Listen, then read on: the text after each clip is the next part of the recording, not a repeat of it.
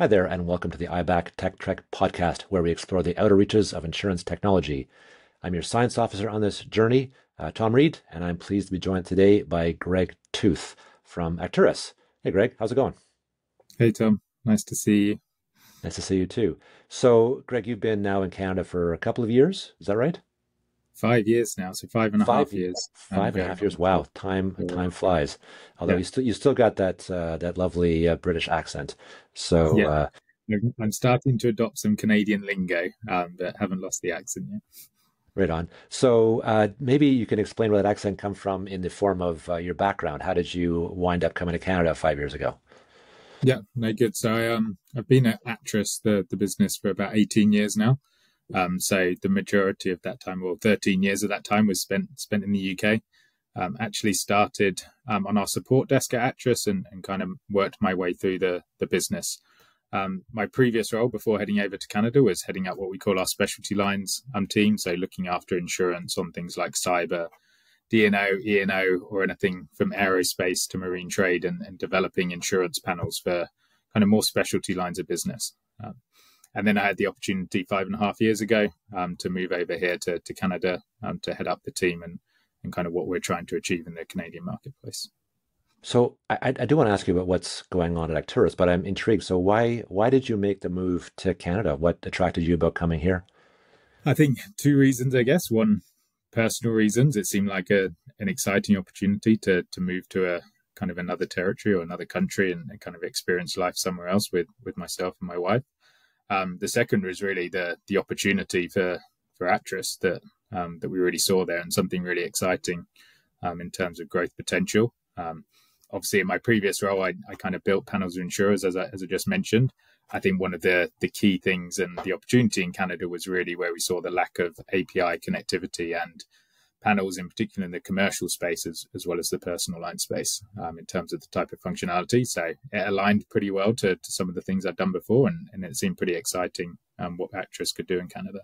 Yeah, great. I know I have a little tiny bit of experience with some of the connectivity infrastructure that exists in the UK that obviously Acturis is a big part of, which we've been attempting to push here in Canada for some time. So it's great to see another player come to the market that has that kind of expertise. So you mentioned you've been here for 5 years. So you're not new, you or Acturis to the country, but maybe you can talk about what it is that Acturis has brought to the market in the last, let's say, year or so. Yeah, no, for sure. I mean, I think maybe we'll start with kind of some of how we've moved on as a company in the last 12 months. So I think a big aspect of that is kind of the significant growth in kind of the number of brokers using the Actress platform. I'd say when we first came to the market 5 years ago, a lot of our focus was on developing the system, making sure we're building in the Canadianized kind of functionality, if you like, and working with a few kind of key brokers to making sure that we were setting up the system correctly for the Canadian marketplace. I'd say in the last 12 months, we've really now seen that adoption increase pretty significantly. And actually, through launches in both the Atlantics and Quebec, we're now live across kind of all the provinces in Canada, which is really exciting for us. So there's nowhere within the Canadian marketplace now that we haven't sort of built out the functionality within the system to cater for that. And then from a growth perspective, in terms of the team, so we've grown the team on the ground in Canada by over 50%, and we have significant resources being used globally on it. But I think we see it really important to have people on the ground being able to go into brokerages, offices, and time zones being a thing, obviously, that we need to cater for. And that growth, our head office is in Victoria, Vancouver Island, which is a lovely place to live. But fortunately, not all of our customers are based there. So we have a lot of new employees that we've hired across the provinces in Canada as well to go alongside that growth that we've really seen there. So certainly things like account managers and training staff in provinces like Quebec and Ontario, we think is really important. You don't always want to have to get on a red eye or a 4-hour flight to go and see your client. So that growth across provinces is really critical for us. Yeah. I guess living in Victoria, you get a real sense of the scope of the Canadian landscape. If you have to hop on a plane to go to Toronto, it's You do. kind of It's like the flying only from, bad thing about living in Victoria is yeah, how difficult it is to get anywhere else from yeah. Victoria. So Well, if you live in yeah, Victoria, why would you want to leave? What's the point of going to Toronto? yeah.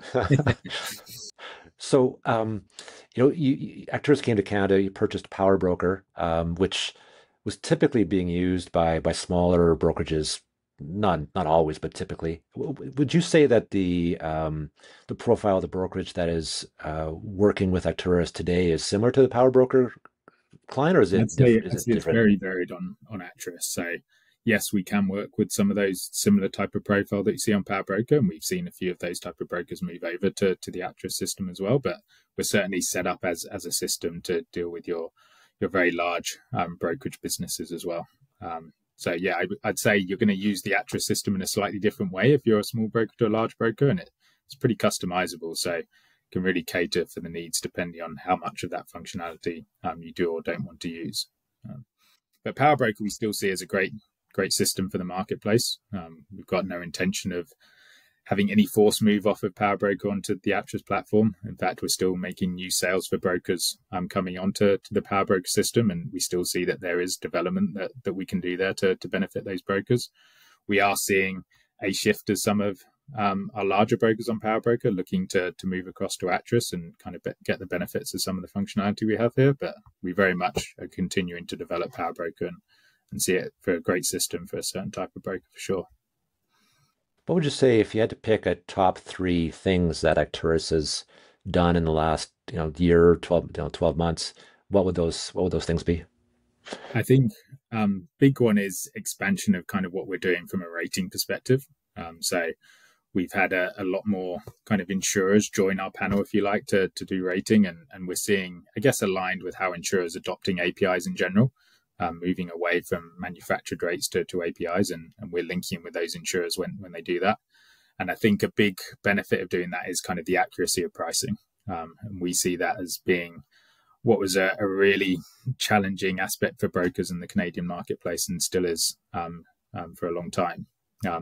And that was one of the opportunities that we saw when we entered the market. We saw, well, we believe that the price you get in your rater and your BMS should be the price that you're able to bind on. Ideally, you can bind it in the BMS as well. And we've certainly seen some adoption on that, in particular with a couple of carriers we're working with. But even if you do have to go to the portal, let's make sure that the price you get in the BMS is the same price that you'll get on the portal and not see those differences. It really gives brokers the confidence to use these platforms and speak to their client before they've gone through another 100 hoops to make sure it's definitely the price before they speak to them. Exactly. That is a huge pain point in the insurance industry is, I mean, every other industry, when you're quoted a price, that is the price. In the insurance industry, it's kind of like, here's approximately what it's going to be. It's like, that's just not acceptable, in the No, 21st century. and some of it might be that you go onto a portal and there's maybe some upsell features that the insurer has when you land on the portal or something unique to that insurer. So I think until you have the real-time bind in the BMS, you're never going to see 100% price accuracy, if you like, because some of the differences in price are just because you change your coverage before the download comes in. I mean, actually, we're in a pretty unique position, which is really nice, where because Acturis is the rater and the BMS in one place, we can actually see the difference between the price that you're quoting and the price that gets downloaded at the end of it. And so we're able to analyze that in quite a lot of detail and understand, okay, well, what caused the difference in price? Was it because the user inputted different information between the BMS and the rater and the insurer's portal? Or was there some inaccuracy in the pricing that came back? So we're doing a lot of work to try and improve that. And we see that kind of as a critical challenge for the Canadian marketplace for sure. Yeah, excellent. So let's go to the topic of connectivity. So Acturis participated in the numerous sessions that formed the API sharing project that IBAC launched and CSIO managed. Can you give me what does Acturis think of that exercise? Is that, I mean, especially with your experience in the UK, I mean, what was your corporate take on that initiative? Yeah, I mean, I think it's a great initiative. I mean, I think anything that brings, I guess, common APIs or similarity between kind of what each insurer needs to do and which each vendor needs to do and what each broker needs to input in the system is only going to help the industry at the end of the day. There's less effort building customization each time into what either the vendor or the insurer or the brokers need to do. So I think it's really beneficial. I think one of the key things to make it effective is to make sure that all of those involved in the initiative actually follow the rules that are being put in place or follow those common APIs. So I think half the challenge is coming up with the common APIs and kind of what they are and people understanding them. They're almost the harder challenge is saying, well, now we need to to adopt those. And I think that's the part that we're in right now, that we Right. see. Well, let me put you on the hot seat then, because you brought it up. So how committed is Acturis to implementing those common APIs? I mean, we're really committed. Like, we built the common APIs. It's not that I guess we're committed to developing them. We have built the common APIs, and where the carriers or if you like the partners are using them, then we can integrate with them. I think we need to make sure that we don't not connect with carriers that aren't implementing them, because at the end of the day, it puts us at a disadvantage as a system. So we are reliant on the insurers doing it. We're not going to say to an insurer, sorry, we can't connect with you because you haven't developed this as a common API. Thankfully, our system is really flexible. So we can adapt to however an insurer needs to adapt in terms of the messaging that they're sending back to us. So I don't think the common APIs provides us efficiency, but it doesn't enable us to do something we wouldn't be able to do otherwise. So I think we're reliant on kind of the insurers adopting them, and then we'll make sure that we're committed and we're implementing those in the way that the insurers are doing that. Yeah. So, I mean, I certainly know, and I think most people know that the level of connectivity in Canada is, pales in comparison to the UK and some other European nations. What do you think some of the things are that the Canadian industry needs to do to at least get close to that level of connectivity? Like what are our roadblocks? Why can't we, as a Canadian industry, get to where the UK, has been for some time? Yeah, it's a good question. I try and not draw, now we've been here 5 years, try and not draw too many comparisons to the Canadian market and the UK market, because at the end of the day, the Canadian market is its own thing. We were pretty careful when we came into the Canadian market of not saying this is how you do it in the UK, do it here. Canadians tend to react poorly when someone from Mother England comes and tells the colonies how to do how to do something. Doesn't usually go down well. And you can't, if you don't know the market, you can't pretend that, okay, just because something works well, whether it's the UK or whether it's France or whether it's somewhere else that we operate Acturis, just because it works in one territory doesn't mean it will work elsewhere. So I think if you take Canada independently of kind of the UK market and think about, now we've been here 5 years, we can think, well, what are the blockers for the Canadian market? I think one is kind of just the adoption of it. So in some cases where there are some insurers we've worked with that have built certain APIs, in particular, I talk about the bind API and the policy change one, which we think are two of the most kind of important ones. They haven't always seen the adoption of the use of those APIs. And that isn't really anyone's fault in particular as we see it.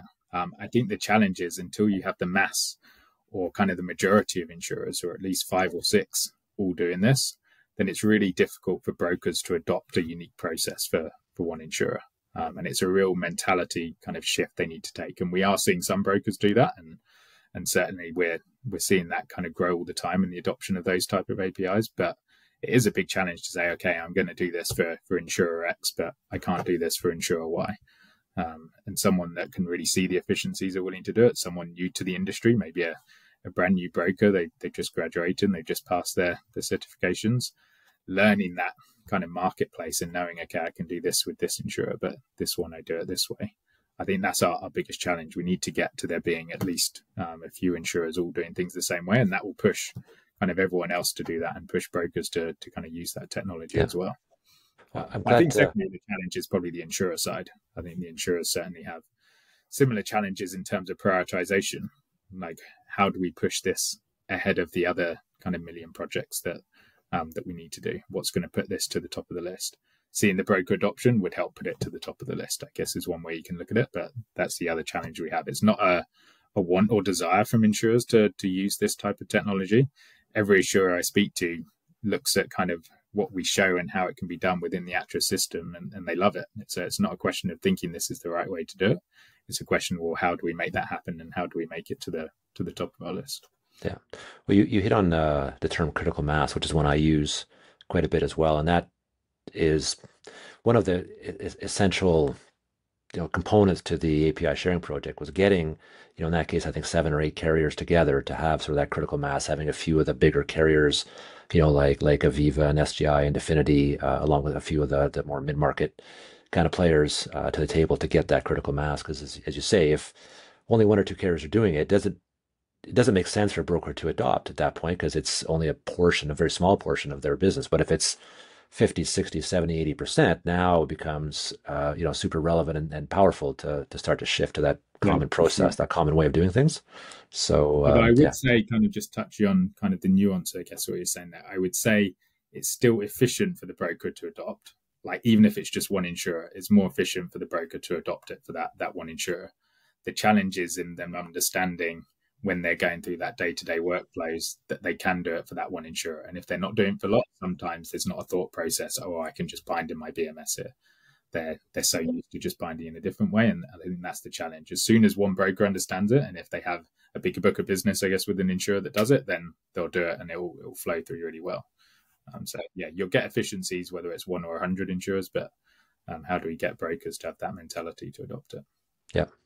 So, in terms of stuff that you're working, stuff you've recently developed, stuff you're working on, how important, brokers are your clients, to a certain extent, carriers are your clients. So obviously you're taking input from them. How important is input from the various broker associations themselves on your development plan? Yeah, I'd say it's critical, incredibly important, whatever words you want to use. I think the foundation of how we develop our BMS is based off broker feedback. Obviously, as a tech company, we have a lot of great ideas ourselves of how we want to do things and how we can bring efficiencies, but that's all driven off the feedback that we get from brokers, mainly, also from MGAs, insurers, all the other clients that would use our system also. But that is the foundation of it. And so I think that's really important. And if IBAC and other associations can bring common direction where it's thinking about this is what all of our brokers want, then that helps us kind of drive the right direction on Acturis as well, and really helps us think about, well, what's the important things for our brokers? What tools do we need to put in front of our brokers to help them develop their own efficiencies? So it's all driven from the broker, and obviously IBAC and other associations are representing the brokers. So for sure, that's going to help move the marketplace and help give us direction. Fantastic. So I'm going to get you to cast your mind forward, let's say 2, 3, 5 years down the road. Where do you see Acturis heading in the future? What's the next from a growth perspective? What's next from a development perspective? What's the next big thing on the horizon for Acturis? Yeah, no, good question. So I think first of all, we need to make sure we deal with reforms. That's number one kind of criticality of what we have to do. That's not a nice to have. When we see the Alberta and the Ontario auto reforms, we have to make sure that we're aligning to those, and we're getting a lot of information on those. There's still more information to come to know exactly kind of what we need to do. In particular, we're aligning with what insurers need to change, which is what we're seeing in these two reforms. Insurers will need to make changes to their products and distribute them kind of in the same methodology, but kind of what they're outputting and what they're sending back to the rating engine, the BMS will change. So that's number one, keeping up to date with reforms and things like that. I think the next critical thing is more of kind of what we've been talking about there, which is implementing APIs such as bind and policy change, but not just in personal lines. I think this is also in commercial as well. And so one of the things we really want to develop, and where we saw the opportunity in the Canadian market, was lack of connectivity in commercial insurance, kind of full stop.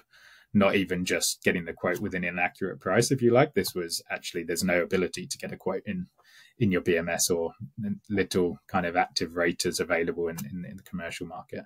And this isn't just things like your sectors that CISIO will talk about, such as retail and business professional service contractors. This is things like cyber. This is things like D&O.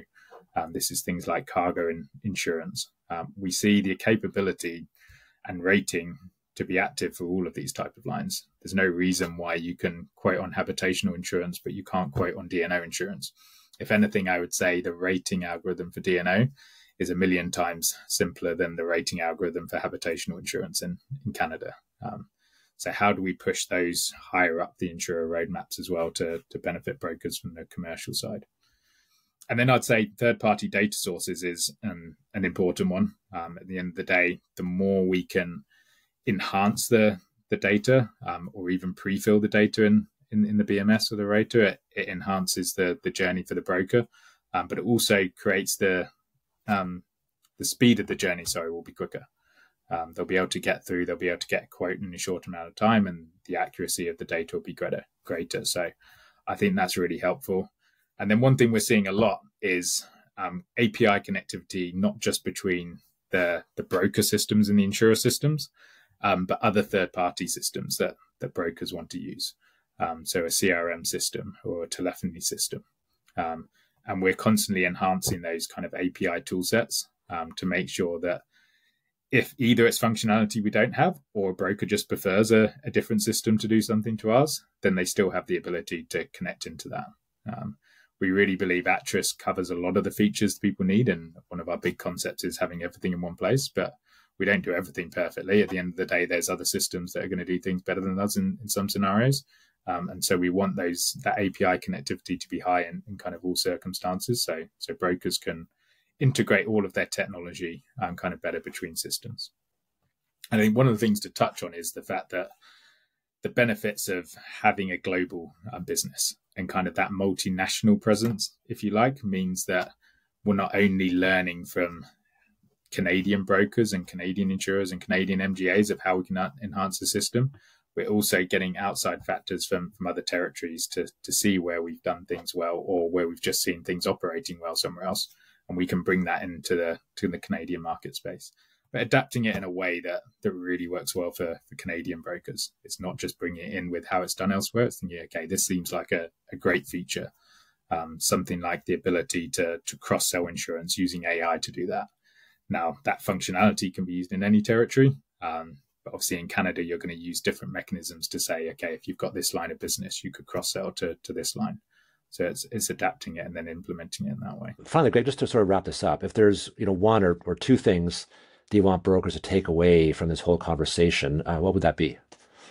So I think the ones that we've spoken about are kind of improved connectivity, whether that's APIs to insurers or third-party companies. But I think one of the big ones we haven't spoken about just yet is that ability for brokers to be more in control of their own tools and their own development. And we spent a lot of time focused on building more self-service tools within the system.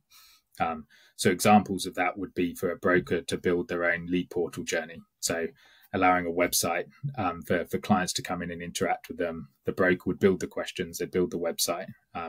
It doesn't need our involvement in every step along the way. They can design that to kind of what works well for them. And that's taken all the way from there to something like actually building their own kind of broker programs.